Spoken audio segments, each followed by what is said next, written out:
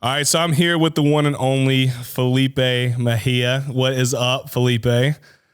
Dude, what's up, man? I'm so happy to be here. Glad you invited me on. Dude, I am honored that you're here. I have been waiting for probably about a year and a half now to return this favor. So when I first came on the scene on social media, because that's how we found each other, I probably had, I don't know if I had 1,000 followers, and somehow I connected with Felipe, and he, I don't know how many you had at the time, but you probably 20,000 and was crushing it. And you've been doing it for a little while, but they had a podcast at the time, and you invited me on the podcast, and y'all were the first podcast that I ever did. And I can remember what it was like. I was sitting in this corner that's right across from me. I didn't have this office at the time. None of this. Like, I got a nice little background and backdrop and all kinds of stuff. I didn't have that. I had a computer with the camera. The lens was broken and I had no microphone. Okay. And I remember we got done with the podcast. You and Diego were great. Y'all were so nice. And you turned the record button off and you said, "Hey dude, here's the deal. You're going to be on a lot of podcasts. Go get you a camera that works and a microphone." And you sent me links to go get stuff because it was so bad. And if you go back and look at the episode, I think it's on YouTube or something, but I don't even know why y'all posted it. It's so bad. It was awful. I don't know if you remember that or not. Tag you when you let this podcast out. I'll make sure to tag the link to that one so everyone can see how much you've grown. It's so funny. It's because of you, bro. A good friend, though, right? That's like a friend that tells you have something in your teeth or a booger in your nose or something, right? It's like, all right, dude, you're gonna do a lot more of these. Please, just let's get it together.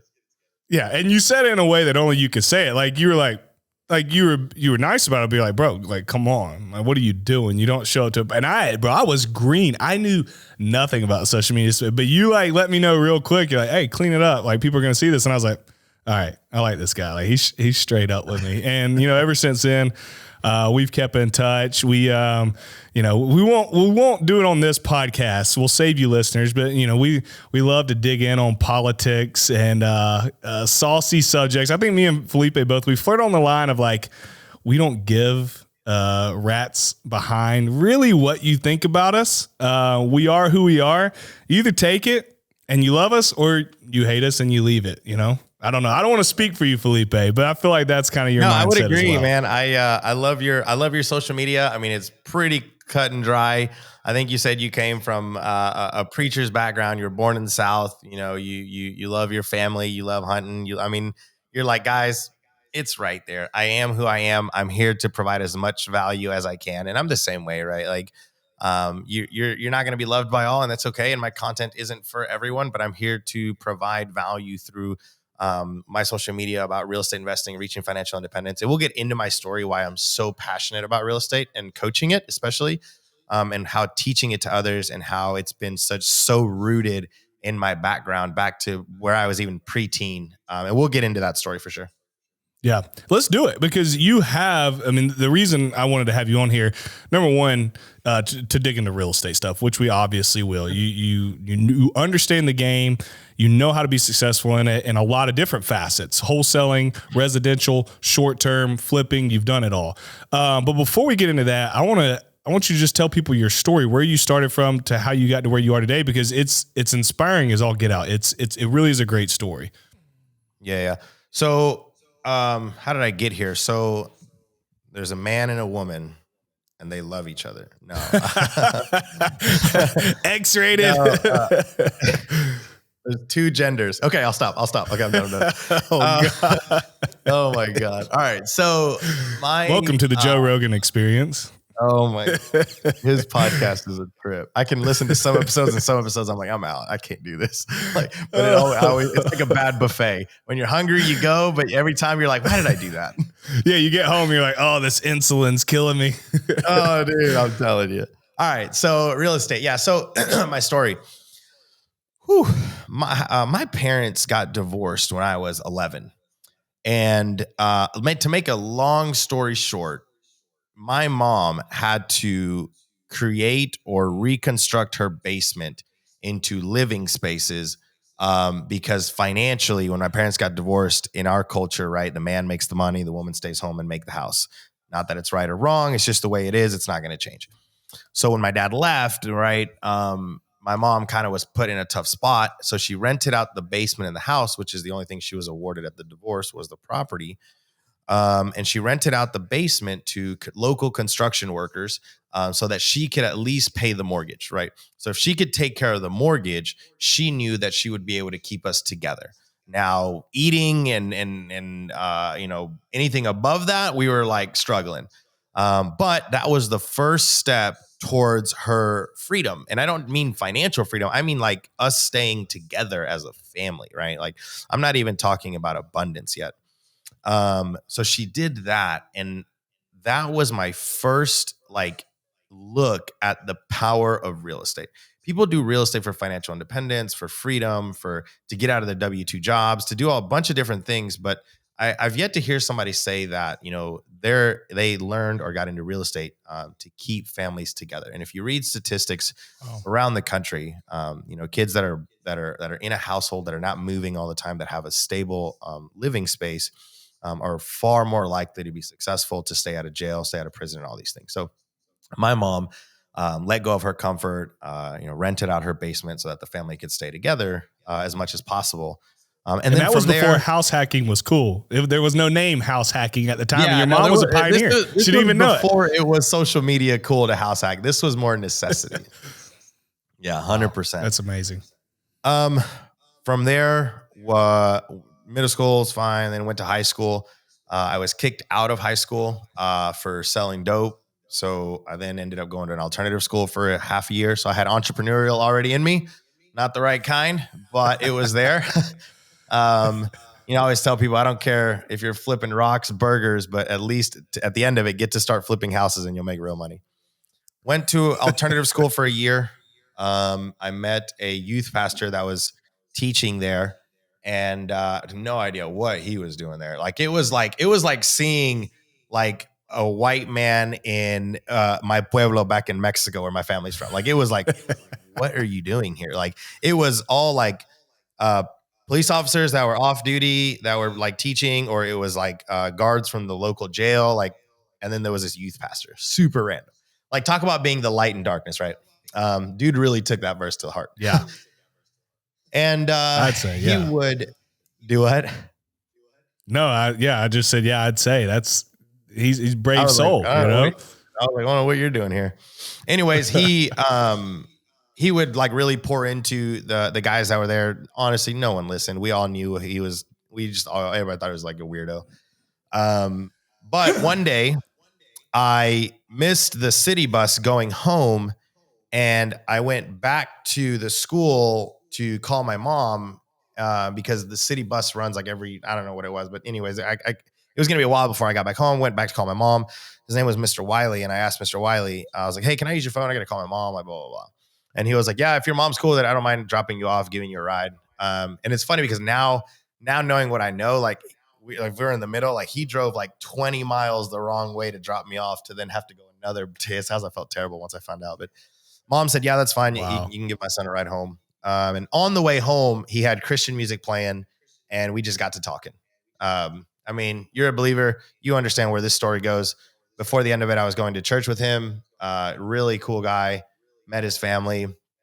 Really kept me out of trouble, you could say. And in school, like I always felt like he was watching when I was in alternative school. Like I would always look over my back whether he was there or not. But I kind of started feeling like Mr. Wiley like wouldn't approve of this in school or whatever. So that really started help. Kind of like the Holy Spirit in him started working through me at that school, if that makes sense. And then after public schools wouldn't take me back because I was a trouble kid or whatever. And I was a year from graduating. So they were like, he's just going to drop out. So the system is set up for you to fail once you get kicked out of public schools. But Mr. Wiley took it upon himself to find me a Christian high school that I could go graduate at. And then I went to a local Christian high school, graduated high school. From there, I went to college, wanted to be a police officer my whole life after that. Because I was like, man, Mr. Wiley helped somebody out. Maybe I want to help someone out too. So that was kind of my vision and my goal. That didn't pan out the way I wanted it to. Definitely the Lord had a vision for me, because it felt like the whole time wanting to be a police officer was kind of an uphill battle. which was strange because I'm bilingual, college degree. That story, and you don't have to get into it, but I don't know where I heard it. You may have told me one time, but that story in itself is a wild story. The whole police academy story. Yeah. I don't mind getting into it a little bit here. I went to the academy for, I think I was 3 days in, and the officer kind of pulled me aside and was like, hey, we've kind of met quota with the Latino officers that we need. And I was like I was kind of confused. And he was like, and he pointed at this young lady who was Puerto Rican. So she was like, she's a girl. She's bilingual. She's Hispanic. She meets like 3 different check marks that we need. We literally don't need you. And I was like, this is a joke, right? Like, this is something in a movie. Like, you're kidding, right? Like, because I mean, think about it. I'm fresh out of college, 21, 22 years old. I'm still a kid. And I'm like, you're joking. And he's like, no, like, good luck next year. I'm like, dude, it took me 3 years to get here. Like, you're joking. And this is Metro Nashville Police Department. I don't care to call them out. Like, he was like, no, like, we've met a certain quota. Like, you're good. And I was like, dude, this is all type levels of messed up. Like, okay. I mean, I guess it is what it is. And the only way that I've been able to like cope with that, I guess you could say, is, and I know it's not right, but it's just something I tell myself. It's like, maybe he didn't see something in me that I needed to be a police officer. And I know that's wrong, but that's the only thing that I could like cope with, because I couldn't figure out why he did it. And that was it, man. I mean, honestly, after that, I was like, this ain't it. I mean, I tried other police departments and it just kept not working out. It was like fighting an uphill battle. I was like, why is this so hard? Nobody wants to be a cop anyways. It's a shitty job. Excuse my language. Like, no one likes cops. Like, how am I not able to get in? And clearly I saw it is just not God's will for me. So then I went back to just working on the construction site, Uber, doing just odd jobs here and there, trying to figure it out. I was going to go work at a jail, just different things. And something just didn't feel right. Then I found real estate, and 6 years ago, that completely changed my life. Wow. I sold the first mobile home that I ever had. I flipped that into a single family home. That single family home has made me over $500,000 now in just equity and cash flow and just all the other perks that comes with real estate. And I just never stopped going. I started listening to Bigger Pockets, Brandon Turner, before Bigger Pockets was cool. And I devoured every episode from 1 to like 300 whenever I was on the podcast episode 329. And I listened to every episode while I was in the back of U-Hauls unloading furniture, because that was the last job I had before I got full-time into real estate. I owned a small moving company where I would load and unload U-Haul trucks here in Nashville, Tennessee. And I say those two things because when I started investing in real estate, and this is for all your listeners, if you don't feel like you know enough people or have the right networks in place, take a day to yourself and think about what's around you. When I first got started in real estate, JD, I would just say to my head, these are the 2 things that I only know about Nashville. That apparently everyone and their mom is moving here, because I owned a moving company. So I knew like how backed up we were with business. And 2, all I know is construction workers. I know framers, electricians, plumbers, all this, because I was in construction before this and I speak the language. And I don't mean just Spanish. I speak the language. There's a language in construction. And you know what I'm talking about. And and now looking back, I'm like, this is what, even when I'm coaching my students, this is what I mean by look around you. I knew that everyone and their mom was moving to Nashville and what areas. So I knew that everyone started in a certain area in Nashville before they moved out to their primary homes. And I knew all the construction guys. And that's all I needed to get started in real estate.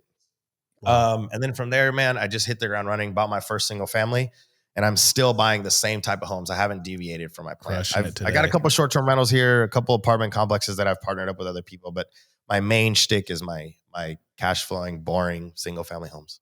Same. And I don't talk to a lot of people who specialize in that, believe it or not. A lot of people get caught up in other different things, which I made a post about it the other day. You can make money in pretty much any route in real estate. And I'm like you, I've dabbled in other stuff. I've had a mini mobile home park. I got some short-term rentals. But when I sit down, somebody asked me, what do I focus on? When I sit down and I look for properties myself without them being brought to me, I'm looking for B2C class neighborhoods, single family homes, distressed properties, distressed sellers where I can force appreciate it immediately. And then boom, I got cash flow, and then appreciation is going to happen over time. So it is a strategy. It works. It's boring. People don't like to talk about it because it's not really romantic. But if you want to make a lot of money in real estate, go buy a bunch of single family homes. It appeals to the masses too. I want to take a step back, Felipe. So you said you got into real estate. I know you were, the police thing didn't work out. You got the moving company going, and you see people are moving to Nashville. But what sparked you to run into Bigger Pockets and listen to Brandon's stuff, or read any books that you read? Like, where did that all of a sudden come from?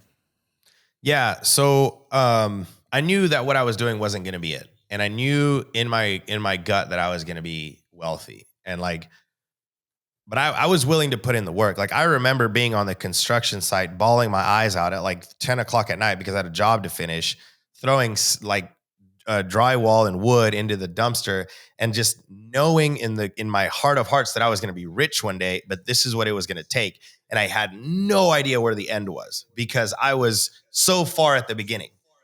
But I knew that, and I don't know if this is biblical, I don't know if this is the spirit, I don't know where I read this, but I just heard that if you do the right things for long enough, you'll be successful.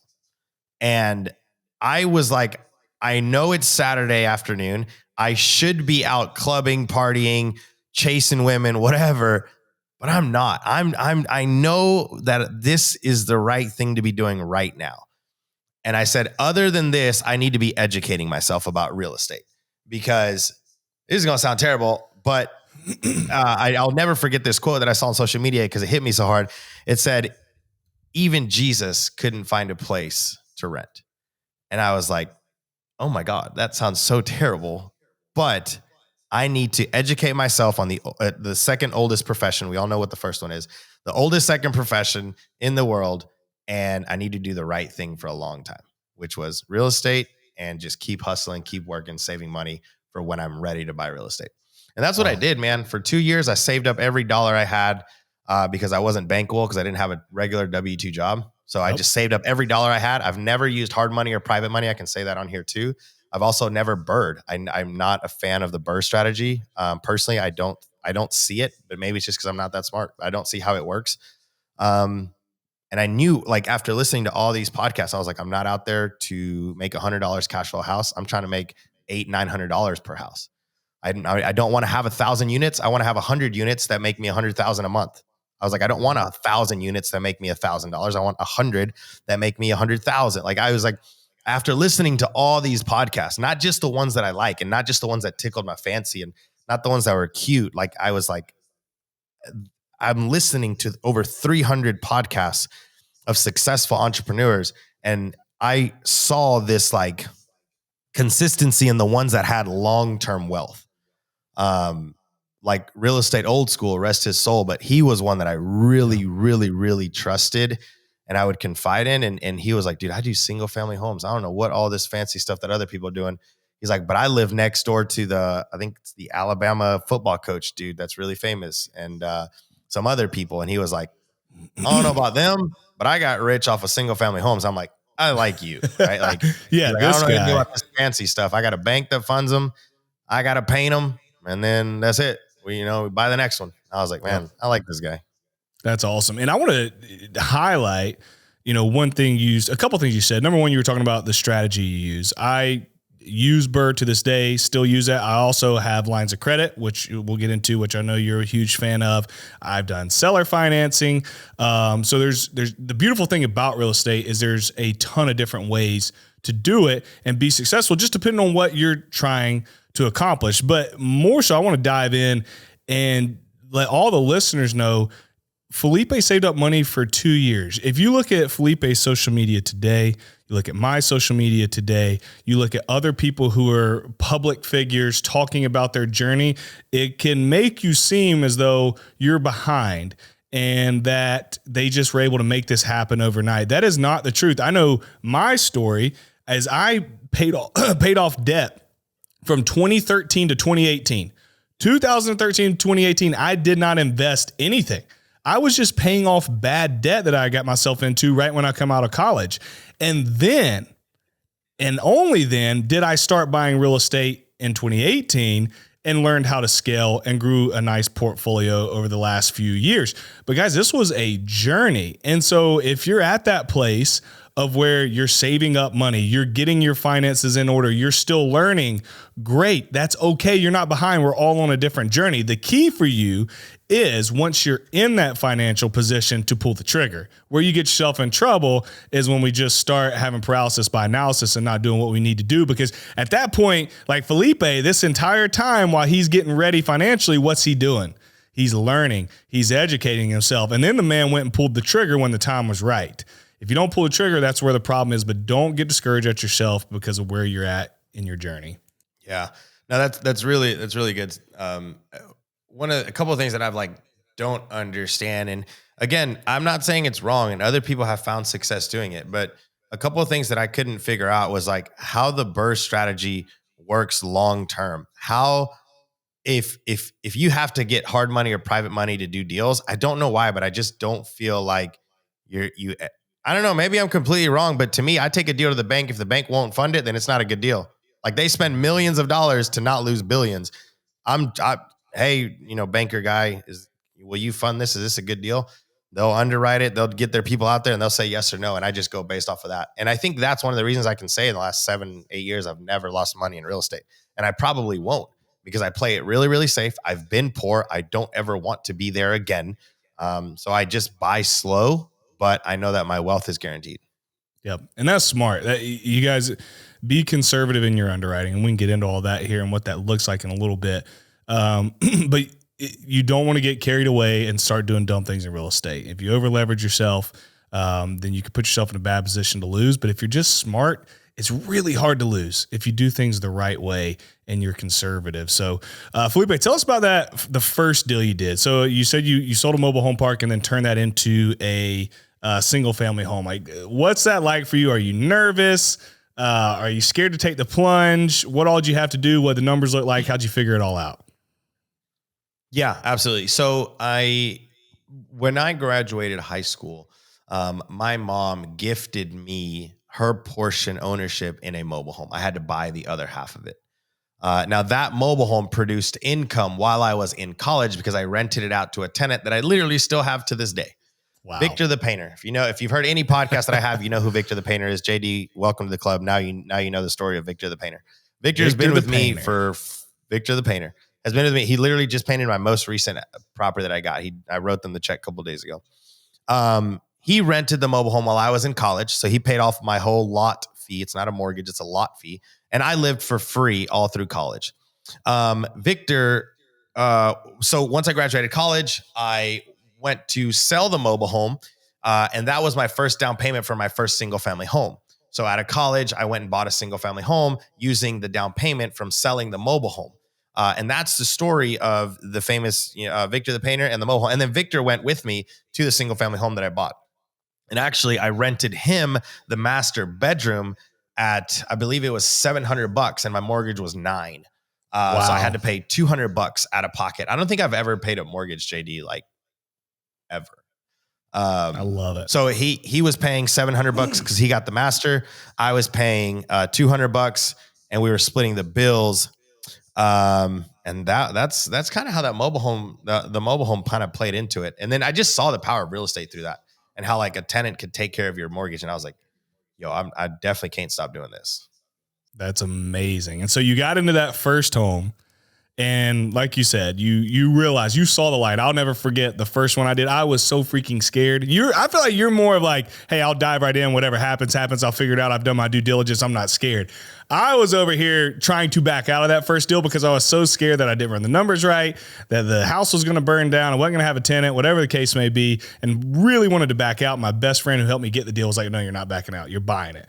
And then when I bought it, it was like, oh my gosh, let's just go crazy and buy as many as we can. Yeah. So you bought that first one. Victor comes in, you're renting out a bedroom to him, and you've seen the light. It's off to the races now. So what does that look like for Felipe? Yeah. So from there, just to kind of tell you where I'm at now, I'm at 83 units now. How did I get from this to 83? I can tell you the story, and I bet every other person can on the podcast will tell you the story of how they scaled using this money or that or this and a third.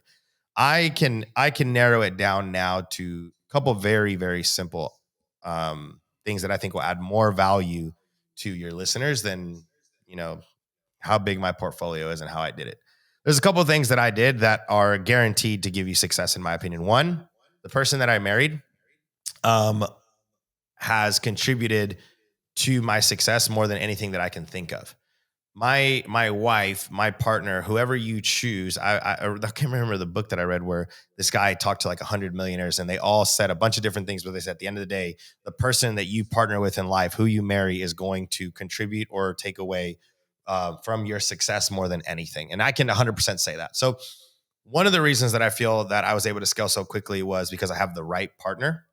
And then the second thing that I coach my mentees on, the guys and the girls, is as humans, we tend to males. Let's go with males. Males are sexually active. For me, if I don't have to go out and chase women, right? Because I have a wife, I'm married. If I don't have to go out and chase, I can focus on the vision. I can focus on real estate. I can focus on this. And that's like 90% of what guys want all the time. So if you can take care of that with the right person and you know that you can now focus on your business, I all day I'm 100% focused on business because I don't have to worry about my wife. I don't have to worry about my household. I don't have to worry about my kid. All that is being taken care of because I've married the right person. So number one, a piece of advice, in my opinion, from how to scale real estate business, whatever your goals are financially, is just make sure that you have the right partner. Number two, educate. I mean, I was big on like, I can do this on my own. I don't want to get any coaches. I don't want to get any partner. Like I can do this. I can do this. I can do this. And I was really just holding myself back. Over a $2,000-$3,000 mastermind, or I don't know, whatever coach program you want to get to, just find the right one. And those are shortcuts. Those are like cheat codes in video games. Coaches can definitely like trajectory you a lot further than doing it on your own. And for the record, I have been, by most people's standards, successful in real estate, not to the degree Felipe has, but I still have coaches and I still join groups. And so the reason why, just like Felipe said, it is like a shortcut. Because if you read a book, I love books. I still read books, but you can't go ask the person like the specific detailed questions when they come up, because each deal's subjective. But when you have that mentor, coach, whatever, then you get the base knowledge, right? Through our mentorship, we give the base knowledge. We have coaching calls, but then when like I got a call at 12 with one of my students because they got a specific question, and the value that comes with that, even for me to this day, to be able to call somebody and get that specific question answered, so I'm not having to search through through hoops or maybe do it wrong, dude, you can't beat it. You can't beat it at all. It's invaluable. I completely agree. And then, so I would say pick the right partners. Number one. Number two is make sure you get it right, the right people in coaching. And then the last one is, I would say, if you haven't identified your why, and I don't want to make this sound cliche, if you haven't identified why you're doing this, then you're bound to fail, if I'm being honest. For me, one of my first big deals was a 6-unit apartment complex in the college town where I went to school at, in Cookeville, Tennessee. Yeah, Cookeville, Tennessee. You don't even say the K; it's just Cookeville. Cookeville. So it was in Cookeville, Tennessee, and that property was making me like $2,500 JD in cash flow. Like I was like, dude, I hit it. I'm like, this is what the podcast are talking about. This is awesome. And at night, JD, when I was in bed by myself listening and like in my thoughts, I hated it. Wow. I hated real estate at that point. I was like, this is not okay. I thought that I had reached the epitome of buying real cash flow. Like I got a great deal. Apartments were rented. Like it was awesome. But JD, I hated it. And I realized that I hated it. And I talked to one of my mentors and he said, read the book Life in Air. Here's a difference, JD, between something I think you're going to grow into. I don't give my students the answers, even if we get on a one-on-one. I give them the way to find it. And some of my students hate me for it and leave. And some of them are like, yo, I'm going to be with you forever. But my mentor was like, I was like, dude, I hate real estate. Like I reached what I thought was the epitome. What the hell is going on, dude? And he was like, read this book called Life in Air and let's talk in a week. I said, okay. And in the book Life in Air, it talks about, the why in real estate. It's talking about a gentleman who like almost lost his life, had a whole business and realized that time was more important than money, blah, blah, blah, blah, blah. Go read the book if you haven't read it.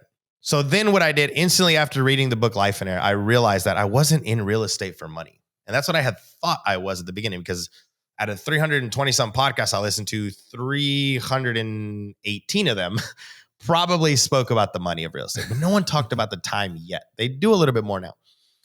And I realized that I was trading $2,500 a month of cash flow or whatever it was, something like that, for a lot of my time. Because I had to manage the property correctly. Like it just wasn't good for me. And I sold it. And I bought one single family house cash in Nashville, Tennessee that made me $2,000 a month. So less cash flow, less ROI, less COC, cash on cash, less everything. Interest rate was it was going backwards in everyone's mind. They're like, you went from 6 units to one single family house? And I was like, yes, but it's paid off. And I don't talk to the tenants but twice a month. This is real estate. This is what I want. And I found my why. I wanted to get wealthy and rich because I wanted my time back. Yep. And that's what that single family house did for me. It bought me back my time. And then this is where I transitioned into BRRRR versus line of credit. Took that property to a banker. And if you want, we can talk about the financing, about how from that one single family house, I've built what I have now. But it was all because my mentor told me to read this book, The Cheat Code, right? He had a cheat code. I read the book and I was like, now I know my why. It's interesting because a lot of the folks, and I know this won't be the case for every guest that I have on here, but the last few guests we've had is everybody's been kind of in the same thought process of they just want freedom. I think, Felipe, back in the day, not even that long ago, I shouldn't even say back in the day, but call it 2014, 2015, people were still obsessed with chasing that dollar. And then I think so many stories have come out from people reaching freedom, and you learn based on these stories, your story, that freedom is so much sweeter than that dollar. Because you look at the cliche stories, they make movies about it all the time. The dad who works hard and makes a bunch of money, but he's never there. And when our generation grew up seeing that, and I don't want that. You don't want that. Travis, who we were just talking to, the young retiree about 33, he doesn't want that. We want freedom. And what's funny is, what comes with freedom? Money. Because you got to have money to get that freedom. But if you have that vision set on, I'm chasing this freedom, okay? I'm not chasing this material stuff. I'm not going to sacrifice what matters and neglect my freedom and neglect the people I love, then you stay grounded and you get the best of both worlds because you're wealthy. You can go on the trips, right? You can get away on the weekend, but more importantly is you can wake up on a Monday, and if you want to go play golf, you go play golf. You want to get out on your boat, you get out on your boat. And I think you're spot on with that, man. And it's been cool to see how you've made that happen in your life. So I would love for you to talk about your strategy. I have a lot of people in here who have a bunch of different strategies. We're the same when it comes to single family home. You really focus in on utilizing those lines of credit. So walk the audience through how you have mastered that. Yeah. And let me preface with, there's nothing wrong with the BRRRR strategy. There's nothing wrong with the line of credit strategy. There's nothing wrong with most of the strategies if they're used correctly. For me, I go back to, I'm here for my time. And bro, I'm like, no pun intended because I'm Mexican, but I'm like the brown stick in the color pencils. Like I'm not the brightest one. And when I bought that first single family house cash, and then I went to the bank and said, hey, I'd like to leverage the equity in the house to buy more real estate. And I'll never forget, she was like, yeah, that's really smart. Why don't you cash out refinance 80%? And I was like, okay, how much is that? She's like, well, how much did you pay for it? I was like, $180,000. She's like, all right. Well, we can let you borrow 120. I was like, okay. So what about the other 60? When do I get that? She was like, no, you get 120. And I was like, what do you get? She was like, the house. And I was like, wait a minute. I just paid 180. Why are you giving me 120 and you get the house? And then she showed me the amortization table where I was paying her back like 250. I was like, it won't be worth 250 for 3 years. You get a good deal and I don't. And she was like, well, you get the cash. And I was like, but if I buy 3 more, there goes all my money. I've been working 2 years for this. She was like, well, that's how it works. I was like, no, see you later. And I left. And I got in my truck. I guess I'm a big crybaby because I cried again. And I was like, shit, 2 years and I did it wrong. But I was happy because I had my freedom. I had my $2,020 something, about $2,000 a month cash flow. And I was like, okay, well. So I went back to the bank like a week later and I was like, there's got to be something we can do because I'm not going to cash out refinance, but I want to leverage this house because I know that's what everyone does. And she was like, no, like that's the only way. And then eventually she was like, well, we could give you a line of credit on the property. I was like, okay, what is that? And she was like, well, I'll give you access to $120,000. I was like, all right, but I don't want to pay interest on it monthly. Oh, because in the cash out refinance, bro, as soon as you get that $120,000, you're paying interest on that plus some money to the loan. And you might not have somewhere to put it. You got to put, so like, dude, this blew my mind. I was like, okay, so you're going to give me 120. And then what do I do with it? She's like, well, then you go down to the teller and you deposit it. And I was like, well, hold on a damn minute. You're telling me that you're going to give me 120. I got to pay you back 250 and interest. And I'm going to give you back the money? Miss K, I'm not the smartest, but that doesn't make sense to me. Why would I do that? Anyway, so then she told me about the line of credit a week later. And I was like, okay, so you give me access to that line of credit. She's like, yeah. I was like, okay. And when do I pay on it? She's like, well, you only pay what you use.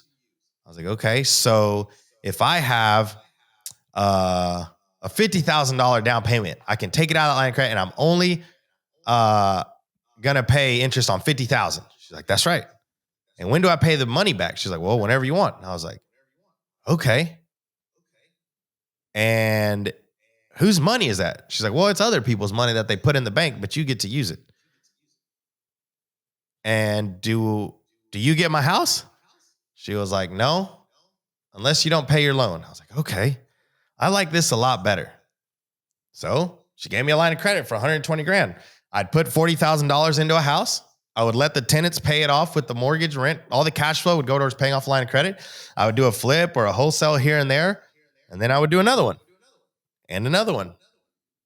And that $120,000 line of credit has built me a $10 million portfolio. Wow. And so you just kept repeating that process. I've never had to restart my loans like cash out refinance. With a cash out refinance, you got to restart your loans. Mm-hmm. A line of credit, you're paying on the bottom half of that loan. And over here is interest only. But then the tenants pay this off and then you can reuse it. So I never understood why people refi. I just, like I said, I'm not the smartest guy, but I don't know. It just doesn't make sense to me. And I try to explain it to myself. Like I'm sitting there in my bed. I'm like, okay, you cash out refinance and then tenants pay it off and you restart your loan. And then I'm like, that doesn't make sense compared to a line of credit to me. And I don't know, maybe I'm just hard-headed. Yeah. And I think a lot of people, when they're refinancing, it's because they're using somebody else's money. They don't have that asset to access that equity to start, is my guess. And so I think it's once they get some assets built up and then they can pull that equity out, then, they can pull that line of credit off of an asset, but they got to pay if they're getting started with a private lender or a hard money lender, that hard money lender or private lender's got to get their money back. So I feel like it's a little trickier, to get started. So that's where I go back to, if you don't have a good deal and the bank ain't going to fund it, but a hard money lender, okay, let me put it to you this way. What's the job of a bank, JD? Well, the bank will fund it. I'm not talking about deals that the bank won't fund. I'm talking about So here's the way I look at it with like banks and hard money. A bank's job is not to lose money, right? They're there to make money on interest, but their main job is not to lose your money. Right? A hard money lender's main job is to make money. So again, I just go, JD, I'm not smart. Like, I don't know if we got me on this podcast. I'm not like that. Like, I just look at it, I'm like, well, I'm going to go with the bank because at the end of the day, I know that the hard money lender is out to make his money. The bank, at least their job is not to lose money. So I'm going to go with the bank for now. Yeah, I think the benefit is the hard money is they're going to allow you to close quicker, and then they're going to lend you on the rehab, where a traditional bank isn't going to lend on the rehab. The traditional bank will lend to the property. they'll lend to the small local banks will lend to the property, but oftentimes they're going to make you come up with your own capital. So you got somebody who has no asset and they don't have a ton of capital to be able to buy this with 20% down and then put another 30 in rehab, can then go to a hard money lender and then get all that bundled in, only have to put 10% down, come up with that 10% with a private lender, and they're able to do the entire project and get them jump started. So I see a place for both. I really do. I've done both. So let me debunk that, because I've heard that I've heard that 100 times too. Let me debunk that one. Let me debunk that one, because I think that one's trash too. So when I go to the bank and I have a $200,000 home, if I know that it's a deal, I have to have it under contract for less than 20%, which is what the bank's going to ask me for. So it's not a deal if I'm paying market value. So if it's a $200,000 home, I better get it for 170 minus repairs, 150, 160. So I take this contract to the bank at 160 and I'm like, hey, I have this contract at 160. It's worth 200 and ARV is 250 maybe, right? Like, here's some comps. So my banker will say, okay, so I need 20% of your contract. Okay, 160. I'll bring you the 20%. Okay, let's say 30 grand. So 160. So now the loan is 130. At closing, I also close on a line of credit. So I get closing and a line of credit because it's worth 200 and I'm in it for 130, right? That's the loan. So there's $70,000 worth of meat on the bone. They're going to give me 50,000 of that. So then I use that for the rehab, right? And that's it. What are you using for the down payment? They're letting you use the line of credit for the down payment? For the down payment, it's all rolled into one big lump. So you don't have to come up with a down payment to get it started. The thing is, people aren't willing to go build the relationships to do this. A hard money lender, in my opinion, is a get rich quick. They're like, oh, well, I didn't get enough meat on the bone. I don't have the relationship with the bank. I'm just going to go do the next best, easiest thing is get a hard money. Anybody can get a hard money loan. Anybody can do that. That's how you lose money. If the bank is not willing to fund a deal, 100%, it's not a deal. I don't care what anybody says. It's not a deal. If you bring an opportunity to my banker, any banker, I know for a fact, because I know underwriting. If you take a deal to a bank and you can paint the picture, they will fund 100% of any deal. There's got to be enough equity on it, and there's got to be a good ARV. Yeah, I had a lender who would lend me off of the after repair value, or after the appraised value, instead of the purchase price. I would venture to say, and the listeners, you guys are lucky you're getting to hear this, because this is good. We got two thought processes, and so you can see how we do it. I would venture to say that not every banker will do that. I got a relationship with a lot of them, and they're not all. They will not all lend 100%. I've done a lot of deals with a lot of them, and you can find one or two who will, but they're all not going to do it. No shot. No, they're not, and I agree 100%. So let's talk about that, if that's okay with you. Yeah. So so the reason I don't build relationships with hard money lenders or private money lenders is because they're not long term. They're only going to be there as long as they need. A hard money lender is going to come and go every 5 years or less or more. And you can't rely on that money forever because they're going to change. JD, how many hard money lenders have you gone through, right? Yep. So you might be building these relationships for 3 or 4 years, but if you want to invest for the next 30, 40 years, you're going to be changing 10, 15 hard money lenders in your lifetime. Or you take the time to build a good relationship with one bank. Where the hell is Pinnacle Bank going? They're going to be there for 100 years once I'm dead, and they're going to probably lend to my son. Mm-hmm. See, this is what I'm saying. I've researched real estate from before slavery, during slavery, after slavery, during these elections, during the next ones. The wealth is made through the banks because the banks will lend to the same family structure for generations. I want to build a relationship with Pinnacle Bank so that my son has a relationship with Pinnacle Bank, so that his son can build relationships with Pinnacle Bank. There is power, in my opinion. I can't build a relationship with a hard money lender who is going to lend to my son. That doesn't do me any good. And I learned this from the construction site where Mr. Ron Davis, another one of my really cool mentors, was like, Felipe, my dad was a builder. This bank that I bank at lent to him. That bank now lends to me. And that bank is now going to lend to my son. And I'm like, this is what you'll never read in a book. I bet you've never read that in a book, But that's the reality. There is banks that have been funding things coming from overseas, then establishment of long-term families here, and then generational wealth going forward. You build generational wealth two ways, with real estate and relationships. And a hard money lender is not going to be there for you long-term. It'll be there in the short term, quickly, but I'm not here for quick wealth. Well, the beautiful thing is they'll be there in the short term for you to be able to then build the relationships with the banks that you can have long-term. And at that point, you have equity that you can pull HELOCs out, and you can use Felipe's method too. They're beautiful. They're both beautiful. Hey, I love them both. I got a line of credit right now. There's so many ways to get rich in real estate. So many ways. I love it. All right. I want to move on. We could talk about this forever. I think that was a great segment. So I appreciate you being willing to go back and forth on that. That was awesome. You do wholesaling. You do fix and flips. You do long-term rentals. I'm giving you a plug here. Talked with Anton yesterday. Lead generation is huge. You gotta have leads coming in to be able to find deals. What are you guys doing? I know, so I'm setting this up on a tee. What are you guys doing, and why should somebody else use REI Call Center? So REI Call Center is a lead generation company for real estate investors who are looking for off-market real estate deals. And the reason I'm passionate about it is because my line of credit strategy relies heavily on finding off-market deals with equity. Like you said earlier, forced appreciation. So if I can bring a $200,000 property to the bank for 150, they're going to fund 100% of it because I can get the loan and the line of credit at the same time. And I think I ran out of money investing in real estate 2 years in, basically, because my line of credit was maxed out and I had no more money to invest. And I went to a mastermind, going back to coaching, which if you're listening, you definitely should get into a mentorship program. But like I said, REI Call Center helps you find off-market deals with equity in them. And the reason that I'm passionate about it is because I went to a mastermind where a wholesaler was making like $4 or $5 million a year wholesaling $10,000, $15,000 licks, contracts, you could say. And I was like, that's a lot of equity that you're giving away. You're not keeping any of these? And he's like, no, I don't keep any of them. I'm like, wow, that's amazing. I'm going to learn how you do it, but I'm going to keep a lot of them. So I keep the best and then just wholesale the rest.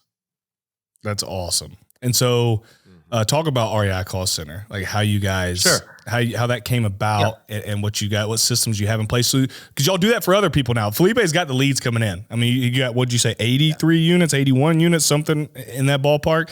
And so you said, and I was talking to Anton yesterday, who's the CEO of the call center they have, they've got the system down. They know how to get the leads in place. And so now it's not, hey, we're just keeping them for ourselves. Now it's, hey, we're doing this for clients.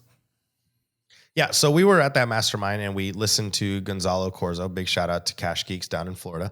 Yep. They basically showed us how they do it, and they hired VAs off of like Craigslist and Facebook out in the Philippines and Egypt and in South American countries to cold call for leads. And we were like, "What is your biggest pain point?" He's like, "Dude, finding them is not the hardest thing. The hardest thing is managing them." And I was like, "Really?" I was like, "Okay." So me and Anton, Diego, and Adam started REI Call Center to help manage virtual assistant cold callers for other professional real estate companies like Gonzalo Corzo's. Then Gonzalo bought 21 of our cold calls. We were like, whoa. And he's like, I can find my own, but you managing them is where the money is. So now we service more than 200 plus clients with virtual assistant cold callers to get them off-market leads. And we have all of it. We have the data, we have the dialer, we have the cold caller, the CRMs, the audio files, the training.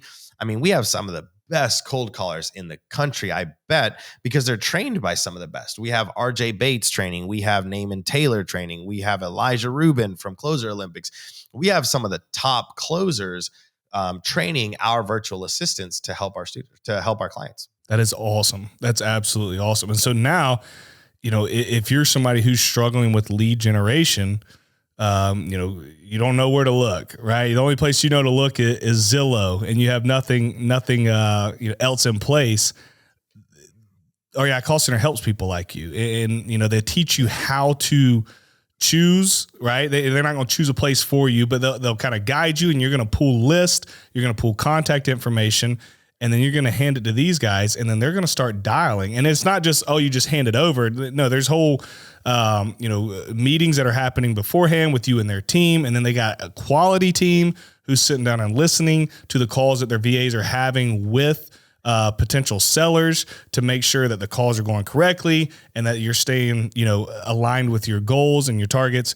And, I think it's great, man. You guys are a partner of ours and in my academy and the rental academy. And we talk about you in our modules and we talk about you in our coaching calls. And, if you're somebody like me, I'm not going to sit around and call. This isn't going to happen. I'm not going to do it. And so if you're like me and you don't want to call, but you want to generate a lot of leads, I would holler at REI Call Center. They do a great job. I appreciate that, man. That means a lot. We really do. Like, I'd love for some people to be a fly on the wall in our meetings, in our owner meetings. Like, we sit there and talk about how can we make this affordable for the masses? How can we add more value than any other person in the game? Like, we're consistently looking to plug the holes of finding off-market deals for people and making it as affordable as possible. Yeah. We're a one-stop shop. That's definitely for sure. That's awesome, man. You guys are doing great. I've kind of watched y'all build it up over the last couple of years, and it's happened fast. I know you got to really think it's happened fast because y'all probably had to pivot. And oh my gosh. Well, what's your one piece of advice? Somebody who's on the fence about investing in real estate, or somebody who's got a few properties or struggling to scale. What are you telling these folks? Man, I say back to like my core values. Keep doing the right thing consistently, and you're going to be okay. Don't get scared to get started in real estate. Don't be pressured by social media's, different avenues of real estate investing. Find what fits your metric of your why, and then just really dig into that. Figure out why it is you're truly doing this, and then don't deviate from that because all of a sudden midterm rentals look fancy or short-term rentals look this or this. Like, figure out what it is that is going to give you the most happiness, financial independence, whatever your why is, and just really lean into that. That's great advice. Don't get scatterbrained because it's easy to do that. If you stay focused, like Felipe's saying, you're going to have success. Felipe, man, thank you so much for being on here. This was a fantastic episode. For all the listeners, please share this episode with a friend who could use it, and then go and share this on your story on Instagram and tag me at Finance Cowboy and Felipe. What's your handle on Instagram? At Felipe Mejia, REI. REI. Tag us. We would love to both personally tell you thank you for taking the time out to listen to this episode and just let us know, how it affected you. And, I know Felipe's story is inspiring and his methods for real estate, and he's just scaled so great, and they're building these businesses off of it. So, dude, I'm super proud of you. And I can't thank you enough for being on the podcast, and we'll talk again soon. Thanks, brother. It's a pleasure to be on.